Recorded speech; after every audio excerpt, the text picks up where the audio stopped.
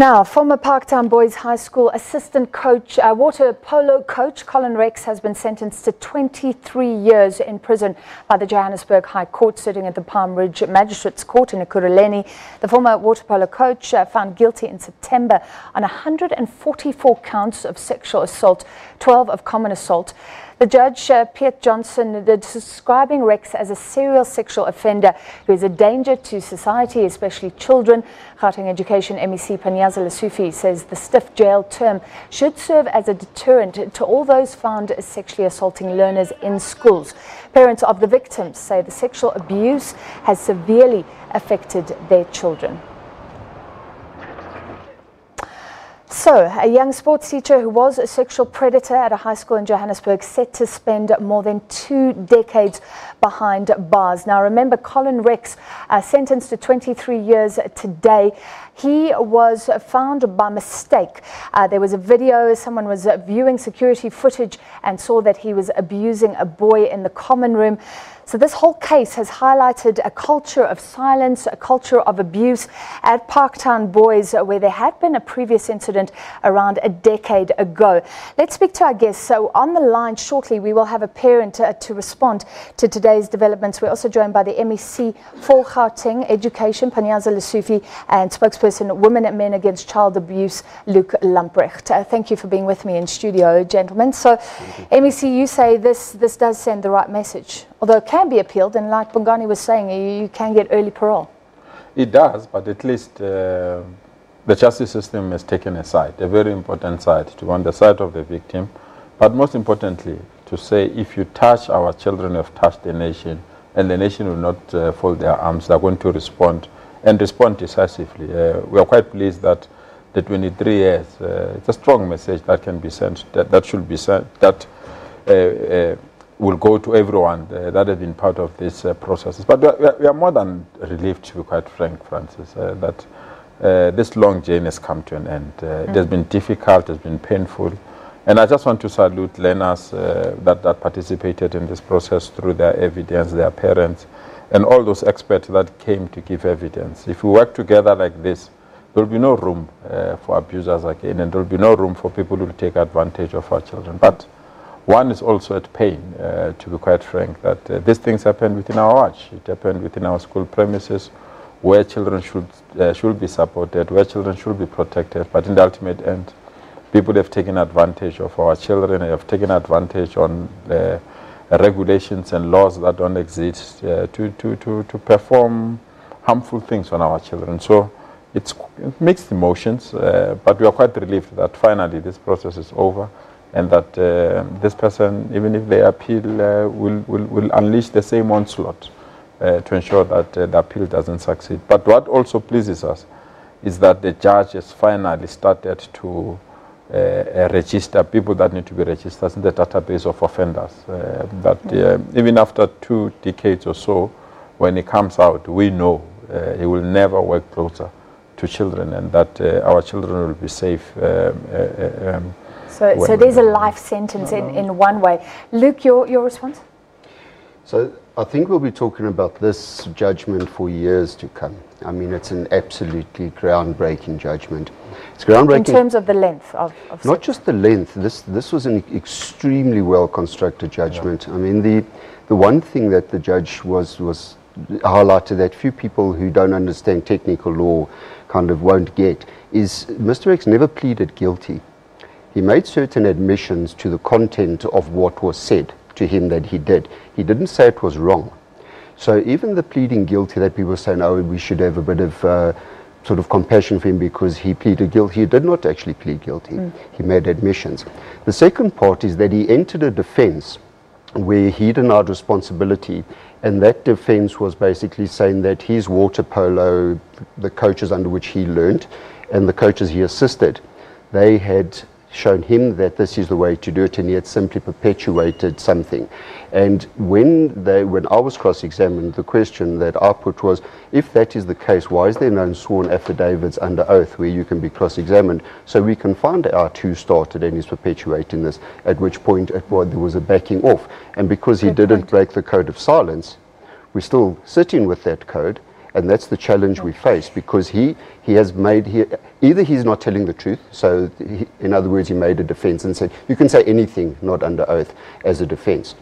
You can say absolutely anything, but when you make it under oath and you can be cross-examined, that never happened, including his so-called guilty plea where he made admissions. Can we stop here? Because so you were an expert witness. The probation officer said he had difficulties growing up. The lawyer said he was exposed to a culture of bullying, wrestling and touching of genitals at the school.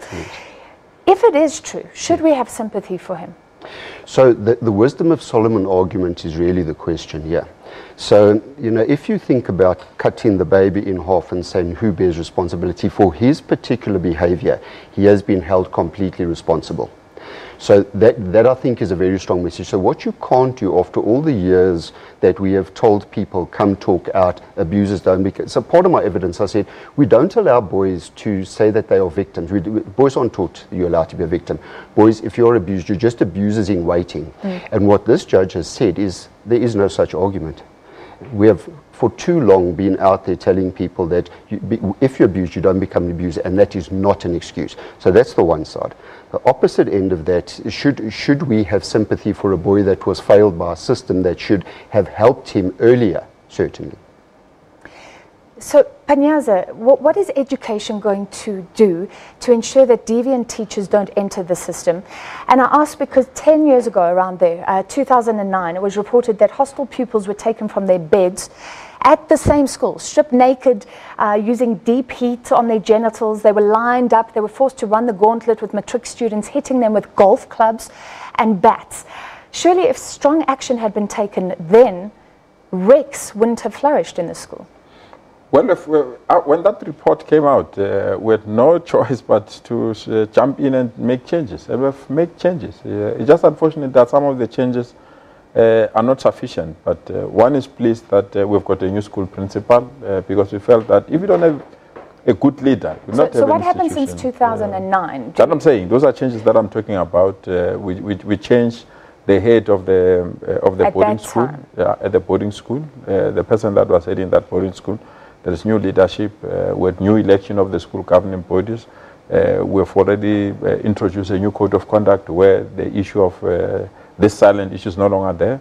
We have banished these outdoor activities without them being authorized by the department. We have also this orientation program for new learners that are starting grade 8 is no longer there. So we've made drastic changes in that particular school.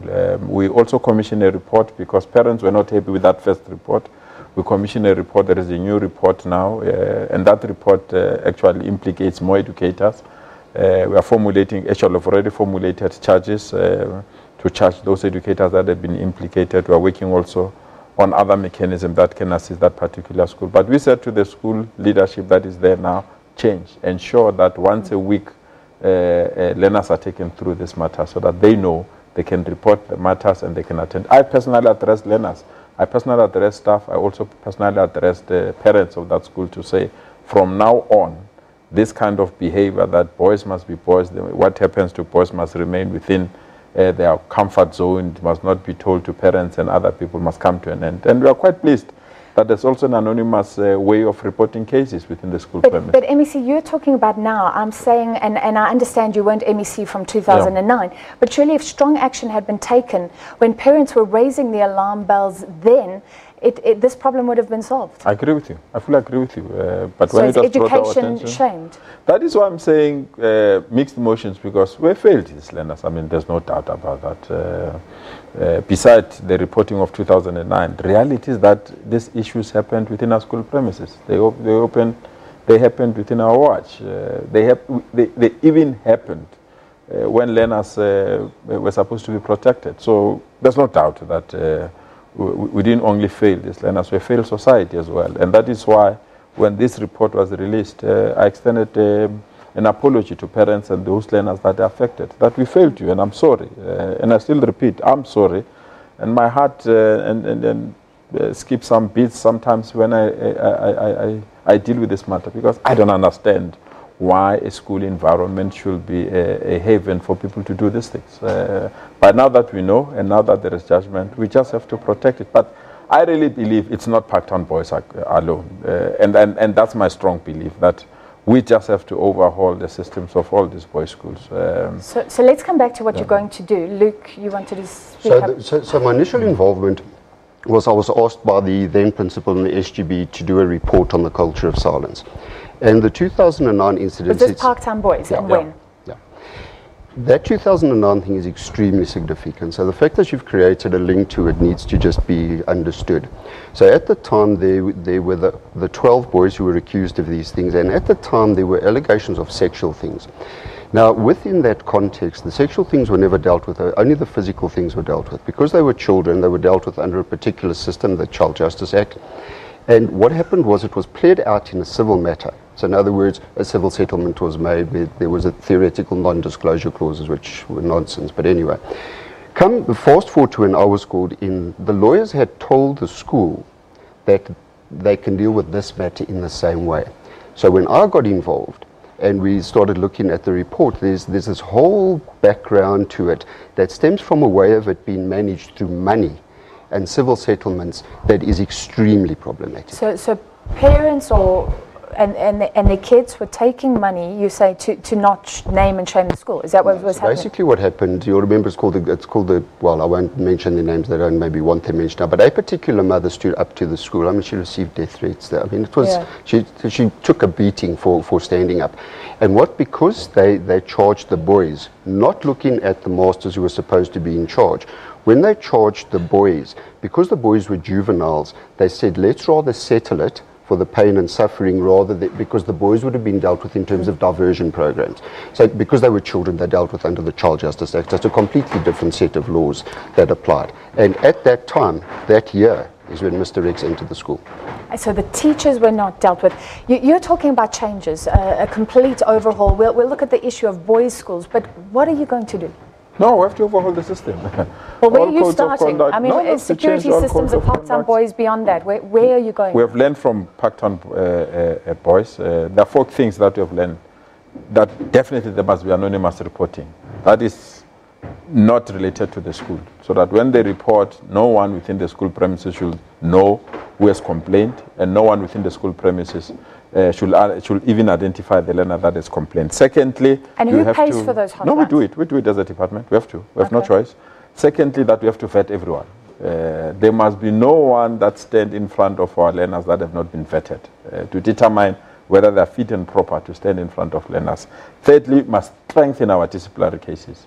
There must be no disciplinary case that prolong, that exclude evidence. That is very important. And lastly, which is very, very key, you must promote the culture of democracy, the culture of accountability, and the culture of knowing that everyone has human rights, and those rights must be protected. Those 4 key areas, we have picked them up from Parktown. We're working around them. We've already introduced them in Parktown.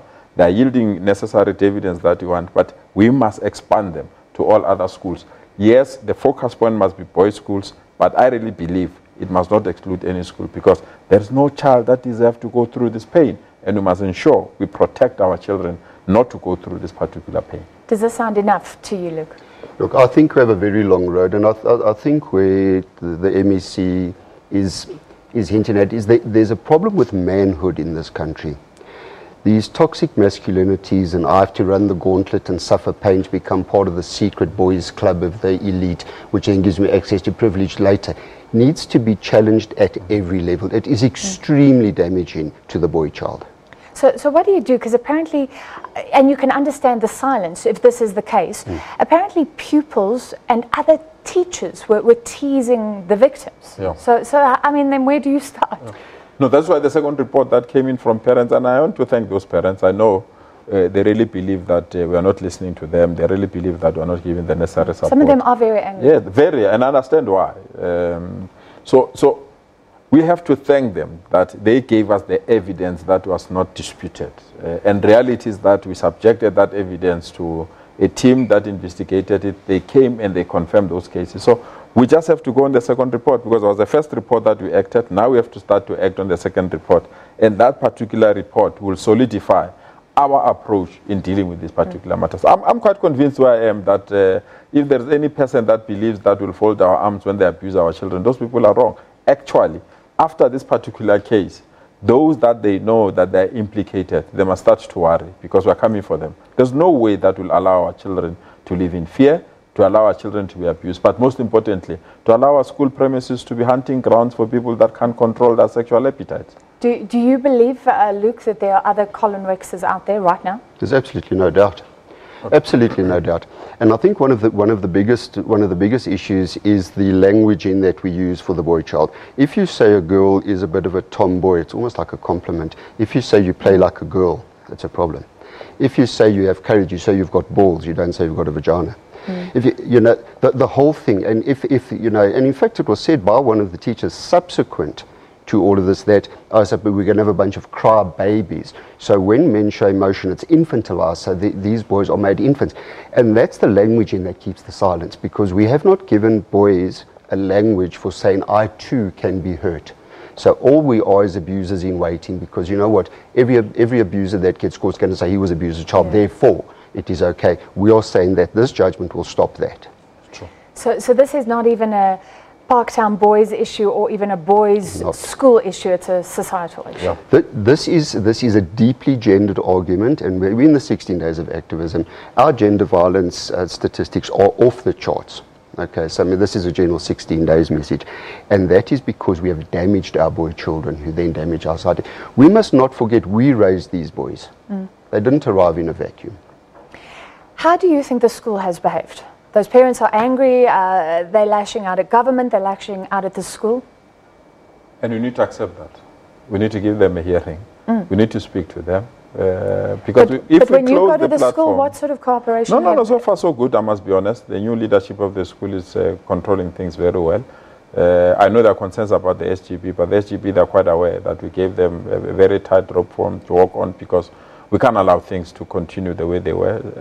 And I'm quite happy that we have appointed a lady to run the dormitory. So we are putting systems that will allow this situation not to repeat itself. But as Luke said, there are a lot of Rexes out there. So our task is to hunt them and remove them within the school premises. And wherever they are, whether they're in a boys' school or a mixed gender school, we just have to hunt them and ensure that our children are safe and protect our children. If we fail to execute that task, I think we would have failed learners that have gone to that court and gave the evidence that they gave. This evidence should arm all of us that these things must never happen again. And we should go out there and hunt the Rexes of this world so that they are not found in our school premises nor in society. So since they are out there, let's end on this. Luke, give us a bit of insight into the sort of modus operandi, especially since this wouldn't have come to light. None of the boys were speaking out. They were scared. What do parents do? What do they look out for? How do they know what's going on? So the first thing we need to do is give our children a language for what we're talking about. So we tell children, say no if someone tries to harm you. Nowhere else do we give children permission to say no to adults. In fact, we chastise them for saying no to adults. Be obedient. So, correct. So then when you don't say no, now you must feel guilty because you didn't say no, but you couldn't say no because adults exert power, because that's the structure of society. Then we don't give boys and girls, but mainly boys, a language for talking about being a victim. And then we'll do things to look good, like say, okay, well, we'll have a policy that says that male teachers can't be on female sports buses. I mean, when it's the males, and I can guarantee you there's women coaches doing this to girls. It will be predominantly men, okay, but it will not be exclusively men. So just look out, open your eyes. You need to talk to your children all the time. You need to give them a language that allows them to talk to you. And the fact that you are harmed is not a victim. In fact, you should be the hero for coming forward. We cannot always say no to adults as children, and they are stronger and more powerful than us. They can hurt us. We need to be able to say, if I am hurt, I need to get the right help. And this sends a message, we will help you. All right. We were hoping to speak to a parent. We couldn't get through, but thank you both so much for coming through. MEC for Education in Gauteng, Padniaza Lesufi, Luke Lamprecht, spokesperson Women and Men Against Child Abuse. And Bongani, we've been garnering opinions on this. What do you have for us?